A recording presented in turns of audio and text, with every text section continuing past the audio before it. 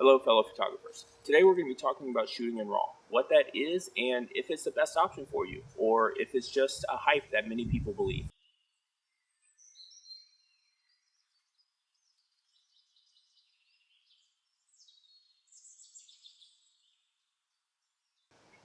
Okay, so first off we have to talk about what RAW is before we can talk about whether or not we should be shooting in it at all. So RAW is an uncompressed file format as opposed to the JPEG format that your camera can also be shooting in. So what does uncompressed mean when it comes to a file format? It simply means that instead of controlling the sharpness or the white balance or how many colors are in the image and get compressed down, instead of compressing it all, you now have full control of it in post-processing. Now, all that does sound great, but what's the catch? Well, the catch comes with file size and accessibility. We'll do a test in a little bit, but on average, a RAW file is going to be about 3 to 5 times larger than a JPEG file. So now for one image, that's not a big deal, but when we're talking about thousands of images over time, that becomes a lot of space. So that's something to consider when you're making your decision whether you shoot in RAW or not. Also, RAW files can't be edited in every program. They have their own file extension that is proprietary to that brand. For example, this Nikon here will shoot in a .NEF file. If it was a Canon, it would have a .cr2 file. Now, all those brands have a free software which will allow you to edit the RAW file that it comes with, or if you're using something like Photoshop or Lightroom, you'll be able to edit them all in there. So for me, the two concerns that we just mentioned, the file size and the accessibility, don't concern me. I use Photoshop and hard drives have gotten pretty cheap over these years. All that extra file space, it's not an issue anymore. I remember a while back on YouTube, there was a clickbaity kind of video that I clicked on. It was titled something about why I don't shoot in RAW. And its argument was pretty much that a professional photographer is not going to shoot in RAW because they have full control over all their settings. While I do think it's important to always have full control of your settings to the best of your ability, it's not always plausible. So I don't think that's the best argument. Why do I not think that's a very good argument? Well, follow me down this rabbit hole, if you will. One of the benefits of shooting in RAW is the ability to push or pull your image by a full stop or two in either direction. Now, they're saying that if you have full control over your settings, that's not something that you're ever going to need to have to do. But let's say I'm out here and there's a lizard that comes by and I want to take a picture of him. But he's in the sun when I have all my settings proper, but then I follow him over into the shadows. And now that I'm looking at him in the shadows, my settings aren't right. So if I'm shooting in JPEG, then those images are now lost to me. Whereas if I shot them in RAW, I've got the ability to possibly bring them back. So it's an extra safety net, and I think it's one that's definitely worth utilizing. If you're in a studio, there's absolutely no reason why you shouldn't have all your settings proper in your camera. You have full control over the lights, your shutter speed, your aperture, everything's going to come out perfect every time. So I guess you could shoot in JPEG then if you really wanted to, but I personally still shoot in RAW in the studio. So if what they're saying is that a professional should be able to change their settings on the go while they're following that lizard, taking pictures of it as it goes from brightness to shadows, then I don't think they really comprehend what goes into following something. One, you're controlling your focus the whole time you go. Two, now you're looking through following that thing, and you have to be mindful of changing your exposure, your aperture, your ISO, whatever it is you're changing to compensate for the now lack of light that's being let into your sensor.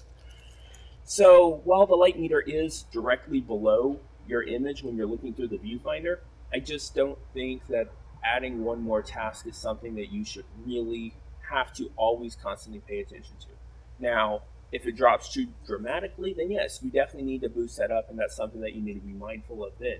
But one or two little bars to the left or the right could ruin a JPEG image, but a RAW image will be perfectly recoverable.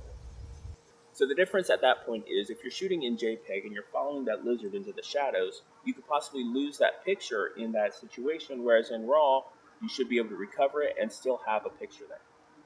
So, long story short, professionals do shoot in RAW. It's all a preference. It is my preference, and it adds benefits to your post-processing workflow. So, your post-processing workflow. I've also heard that editing in RAW takes a whole lot more time than editing in JPEG. Maybe if you're using some of the free software that comes with your camera or whatever, I don't know. Honestly, I've never used any of that. I stick with Photoshop, Lightroom, Adobe Camera Raw. With that, you have the ability to batch your images or sync your images. So I can edit one picture and then sync it across all the others that I took in that same amount of time. So I can edit 1,000 pictures in a few seconds. Still going to go back and look at them all, but I personally think editing in RAW, you kind of edit a little faster than you do in JPEG. And you have the ability to push and pull if you need to. So unless you're absolutely never going to edit your pictures, just take the picture and be done with it, then I don't think there's any reason not to shoot in RAW.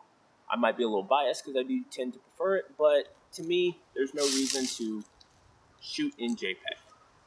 And using any of the Adobe products, whether it's Lightroom, Photoshop, or Camera Raw, you can easily export all of them to a JPEG or a TIFF or a PNG or whatever file format you're looking to save it to very easily. So, you still not convinced at this point? Let's do a couple tests.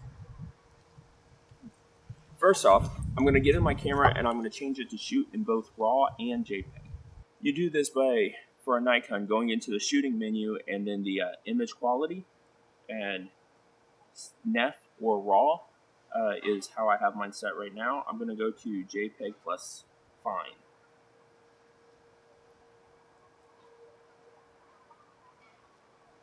Alright, so now we've got these leaves right here, and I like the color of them, so we're going to take a few pictures. We're going to take 5 pictures total.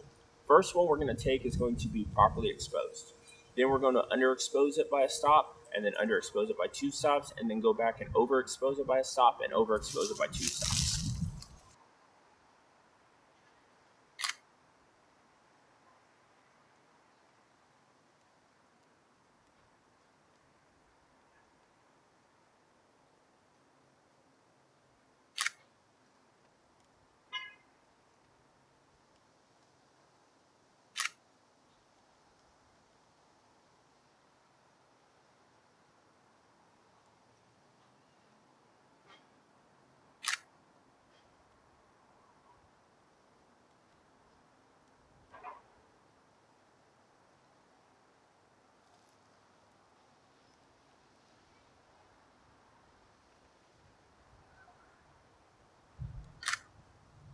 Okay, so now before we take these images into the computer and take a look at them, there's one more test I want to do. This test is going to be dealing with the speed a camera takes when it's burst shooting. What that means is if you're taking a whole bunch of pictures really back to back, say there's a lot of action going on, you just want to hold the shutter and just keep taking pictures over and over. The argument is that while shooting in RAW, you're not going to get near as many pictures or even really be able to do it properly with the time it takes your camera to process the RAW file in its stored memory and compress it and save it to the video card. The argument is that JPEG is the better option to do for that situation. So what we're going to do, not that I'm disagreeing you're going to get more pictures out of JPEG, but what we're going to do is grab my newest, fastest camera, which is the one that's recording me right now, and we're going to put it up next to my phone camera and record then and just see how many shots you can get while shooting with just RAW, and then how many you can get while just shooting with JPEG. And then we'll kind of compare to see how long you can shoot and if it's worth it to shoot JPEG or if it's worth it to shoot RAW in that situation, of course. All right, so I've got my camera held in a weird way, so I really don't know how well this is going to work, but let's just quickly change some settings here.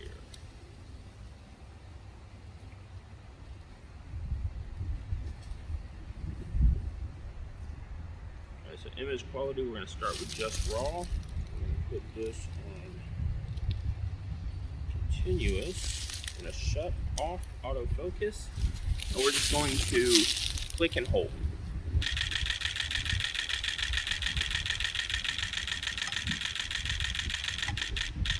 All right, so that's where it starts slowing down at.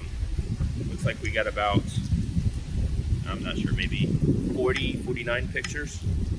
Now let's change the settings here to shoot in JPEG.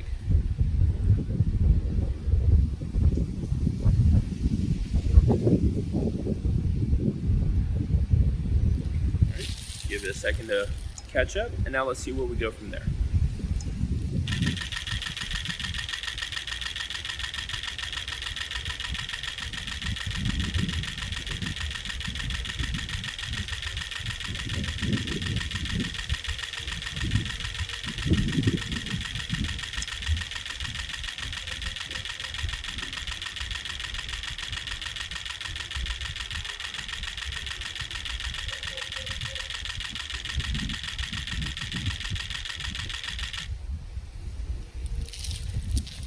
All right, so I will say JPEG did get a whole lot more pictures before slowing down than I thought it would. I knew it'd get more, but I didn't expect that many more. Um, I do think 50 is good enough because, I mean, let's look at the time, how long it took, how long it shot for. So we'll do this in post and we'll talk about it in a second. Okay, so in reviewing the footage, I was able to see that shooting in RAW for burst mode, we were able to get about 42 pictures in 6 seconds. Whereas in JPEG, we got 200 pictures in 30 seconds. So with JPEG, you do get about 5 times more time to be shooting before the camera stops and needs to process. So I would say as a result, if you only need burst mode for 3 or 4 seconds, then RAW is fine for you. If you're going to need burst mode for 15 seconds, 20 seconds, then you're going to want to revert back to JPEG for that situation. Other than that, I found no other reason why you would need to shoot in JPEG. So now, that being said, let's go into our comparison and take a look at the images we got. All right, so on the computer here, we're going to open all 10 of these images up in Adobe Camera Raw.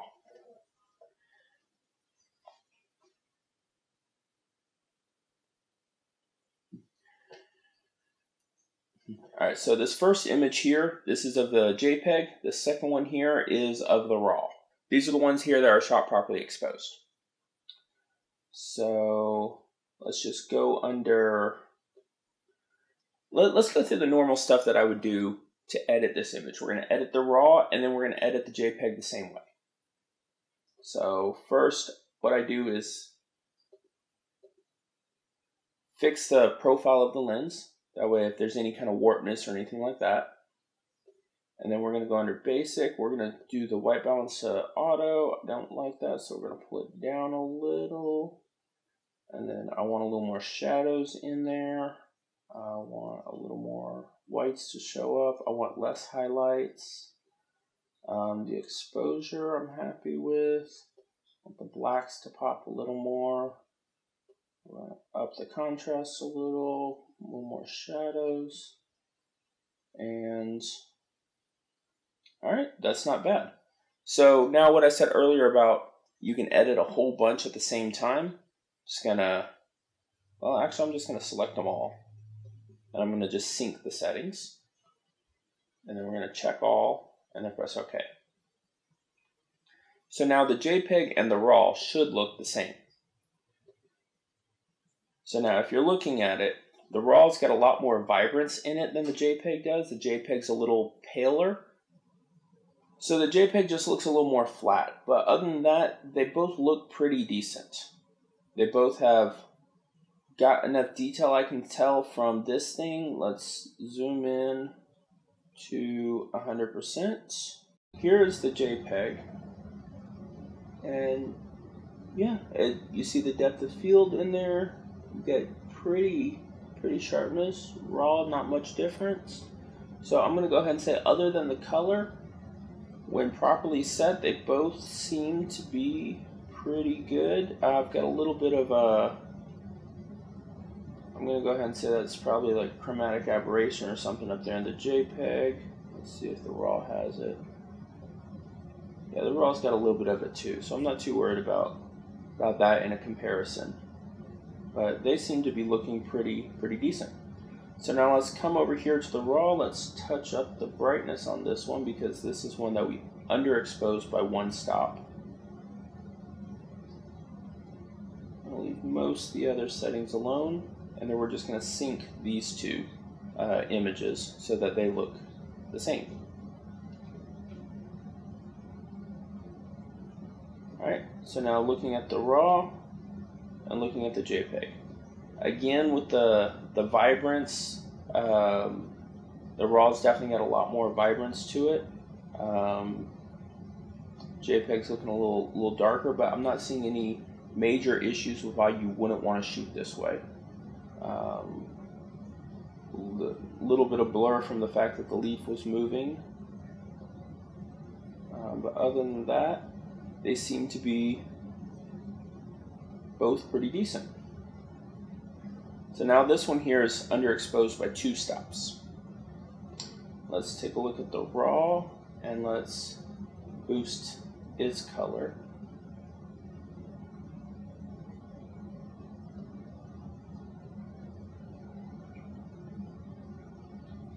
And then let's sync those.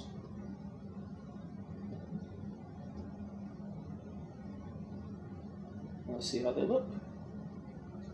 So the raw is definitely darker. It didn't bring out as much in the background here as the raw did. Or sorry, the JPEG's darker. The raw brought out a lot more in the background. Down here on this leaf in the raw, it's starting to look a little weirdish green color, whereas it still mostly has the proper colors and stuff from the raw. You go back and look at the first raw image. Now let's zoom out here. Go back and look at the first raw image versus the underexposed one that we just took. This one. The colors seem to be about the same. Whereas if you go to the JPEG, look at the underexposed versus the properly exposed JPEG, you see that the colors are a little darker, a little more off. Alright, so let's see how it handles overexposure. So this one here is our raw that was overexposed. So let's bring the exposure down on this one. Not that much.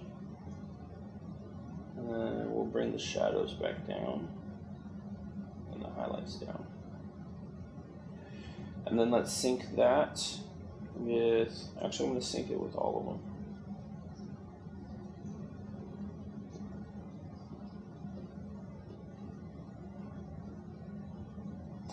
Alright, so raw versus JPEG. The raw still has a lot of the vibrance, whereas the JPEG seems to have a weird gray overtone to it.